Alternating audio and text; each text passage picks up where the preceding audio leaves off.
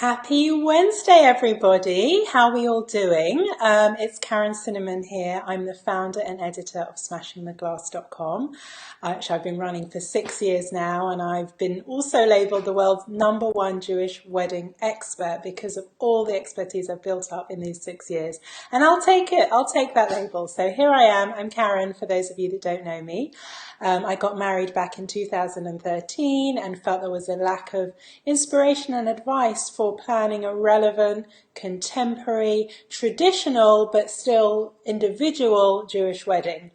And that's why I set up Smashing the Glass. And I also set it up to help couples that are having a Jewish wedding. So if one partner's Jewish and one isn't, at the time, there just weren't really any resources and no blueprints for ceremonies for those kind of couples. So that's also a goal with Smashing the Glass. And I love going live and helping whatever way I can. We also have a really busy... Hey, Leanne, how are you doing? Hi, Annie. Great to see you. Wearing a lipstick that Annie chose for me. What do we all think of my lipstick? I love it.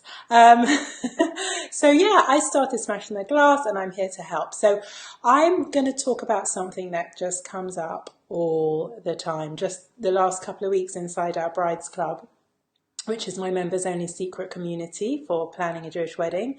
A couple of brides talking about overzealous mother-in-laws and overbearing in-laws and difficult parents and things like that. And there's just so many people to please when you're planning a wedding, and sometimes your own needs get lost in all of that, because we do want to please our family, we do want to include them, we do want to embrace them and have them. And you know, it's also a new environment when you're engaged, that dynamic of suddenly this relationship is really something, and also parents can feel like this is the last time that they're helping with a child with something. So all these emotions come onto place, and so I'm just here to give you some top tips on how to manage your parents' expectations and still have the wedding you want in a really elegant, well-mannered way where everyone stays pleased and happy. So before I start, I just want to say all generally comes from a good place. Generally speaking, the sort of joy in wanting to help and be overbearing, in fact, or project an idea, just comes from excitement and joy at, you know, the parents being so thrilled for this wedding, and it just can get too much. So often the input is more than you actually care for, right? It's all coming from a place of love, but as I say, it can be one of the last big parenting roles that mums and dads provide, and some parents and some in-laws do overstep the boundaries and take everything just a little too far. Am I right? I know this is a public page, so I'm not going to ask you to say yes or no because we never know who's watching, but I think some of you are secretly nodding saying, mm-hmm. So let's start with my top tips. Number 1, let go of guilt. I know, we're Jewish. Guilt is part of our DNA, it's part of our shtick, but it doesn't have to be, okay? You decide how you react to something. And it's just as easy to decide not to feel guilty for putting your happiness first on a day that is totally and completely about you. Yes, it's about our loved ones as well, but they've had their weddings or they're going to have their wedding. This is your one chance to have your wedding. And I'm going to talk about how we can look after our own interests and also allow them to take part as well, but keeping your own interests at the forefront. So how do you do it? It's not always easy because weddings are always about family and tradition, and there are people who love you who've dreamt of this day going a certain way for a very long time. But what I say about this is you can't sacrifice starting your marriage the way you feel is right for the sake of appeasing others, right? This is you're setting the stage for how things are going to be. So it's a balancing act. So I've got 3 big tips for how to do that. Number 1, decide what's important for you and your partner before anyone else gets involved. Ideally, these decisions of what you want from your wedding should come right in the early stages, just when you're newly engaged. Annie says, guilt is a terrible waste of emotions. Don't you think everyone will be happy if the couple make their wedding their way? Not always, Annie, because sometimes, for instance, the parents have this dream of, it's got to be kosher. It's got to be kosher because that's what they did and that's what their friends are doing. And sometimes to the couple, it's just not relevant to have a kosher wedding. So how do we appease the parents and keep everyone happy? I'm going to tell you. I wish it was that simple, but it's not. But there are ways to deal with it. So as I was saying, first and foremost, decide what's important for you and your partner. Now, inside Brides Club, which I think I'll put the link in if anybody's interested in joining. It's our members-only community where I'm in there all the time to help and advise and recommend vendors and all that kind of thing. It's my baby. It's my favorite thing about running Smashing the Glass. We've got a wonderful community of brides in there. And in there, we've got a whole system for dealing with this. But I'm just going to give you the sort of surface tips. So what I want you to do when you're newly engaged or as soon as you find yourself running into this is decide what's important for you and your partner by finding your joint 3 priorities. What are the 3 things that are important to you? Are you real foodies? Then that means you will have the final say in the kind of menu you're going to have, but maybe you'll let go of something like what kind of flowers you're going to have if flowers are not your thing. So what I want you to do is decide and talk through with your partner, without involving anyone else, your joint 3 priorities and firm up your vision, and then use these top priorities as the foundation of your decisions. Again, inside Brides Club, we've got a document that lists all the wedding things, so all the things you can think of. So if there is any members watching, inside Brides Club, we've got a document called All the Wedding Things, which lists all the things that could be priorities, and you can together choose your top 3. We've got it all formatted inside Brides Club. And the other thing I want you to do when as well as choosing your top 3 priorities, is come up with a wedding mission statement that you can keep coming back to make quick and effective decisions. I love this idea because it's all about looking big picture and not getting sucked into little details that cause arguments that aren't actually that important to you, like the colour of the napkins or the type of flower in your centerpiece. Think big picture, and with your wedding mission statement, this is for you and your partner to come up with. An example could be something like this. Our wedding will serve as a time for our friends and family to reconnect with us, get to know one another, and enjoy a happy weekend in the Hamptons. Say you're having a destination wedding in the Hamptons. And when things start to get a bit edgy and maybe a mother-in-law steps in where she's not wanted and what she's trying to be overbearing about doesn't actually relate to your main mission statement, you can just take a deep breath, step back and say, do you know what? I'm going to let go of this one because we're still going to have this amazing weekend that's going to serve as a time for us to reconnect in the Hamptons. So I'm just going to let go of this one. So that's why I love coming up with a wedding mission statement that you can keep coming back to. Now, what if your parents are paying or a set of parents are paying? It does get a bit more complicated because although paying for a wedding or part of a wedding should always be done out of love and generosity, it's no secret that those who hold the purse strings do have some degree of power in wedding planning. So work out what your non-negotiables are with that system that I just described, and then be assertive and behave in a self-assured way.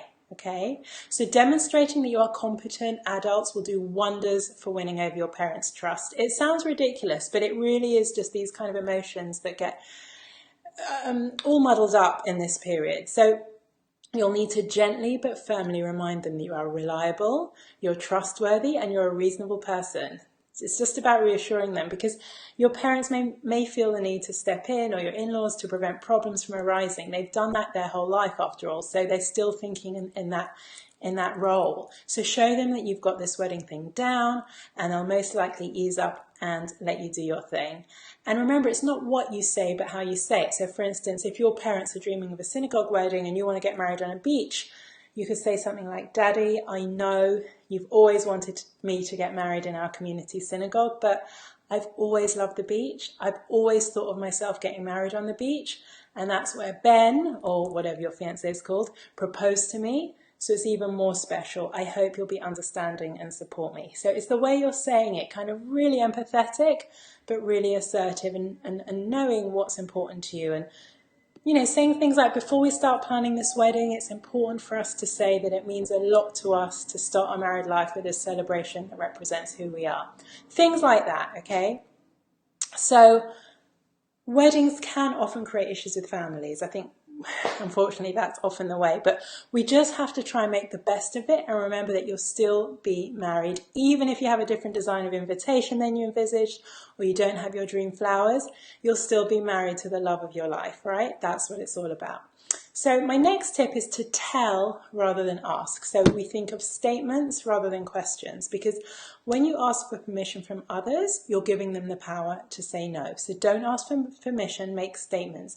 And once you've made decisions between you as a couple, present them accordingly. So for instance, instead of saying, do you think it's okay if we have a non-kosher wedding? Or would you mind if we had the wedding non-kosher? Say, we've decided to make our wedding non-kosher. Okay, so it's statements, not questions, as that will send the message that you're not asking for anybody's input on that particular aspect of your big day. And the other really great tip is give your parents or in-laws or whoever's being overzealous a project. They just want to feel involved, okay? So as long as it's not connected to those 3 important priorities, it's okay. So, you know, that's the easiest way to manage them. Put them in charge of a task or 2 that you know that they love doing, and also, of course, that you don't mind relinquishing control over. So, for instance, if your future mother-in-law is potentially obsessed with flowers, let her come with you to meet the florists. And, you know, who knows, her knowledge might actually make the vetting process a bit easier. For instance, does your father-in-law to be love music? So ask him potentially to help with choosing bands. Do you see where I'm going? Give them projects so they feel part of it. Giving each of the parents an area of the wedding to focus on will help them feel included and wanted and needed, which is actually all they really want. The other thing I want to say is pick your battles. So know when to battle with your parents and also when to step back and refrain, because if your family is set on a certain style of stationery, for instance, they want their thick letterpress card with the swirly writing, and you're just not that kind of person. I think that's what happened with Meghan and Prince Harry, actually. She's got very modern ideas, but their wedding stationery was just not particularly contemporary or interesting or with a beautiful colour ink. It was just, and I think she just thought, I'm letting that go, because she's a calligrapher. I can imagine she would do something really creative. She let that one go. So, you know, let them have it, pick your battles. But for larger things like the menu or the venue, advocate persuasively for your desires. That's really important. What else do I want to say? Yes. I think, you know, time to come on to now the most brutal advice. If you want to keep, you know, at the end of the day, I want to say that anything you don't want opinions on, try and keep to yourself. If you don't want to hear what your parents have to say or what your in-laws have to say, don't open up the floor. Just give them sort of small, give them answers that sort of evade the main topic. So only tell them specifics of things you need them to know. Anything else, keep back to save unwanted opinions. That's the kind of final brutal thing. If literally anything that they get involved in just, you know, takes over, just don't give them the information.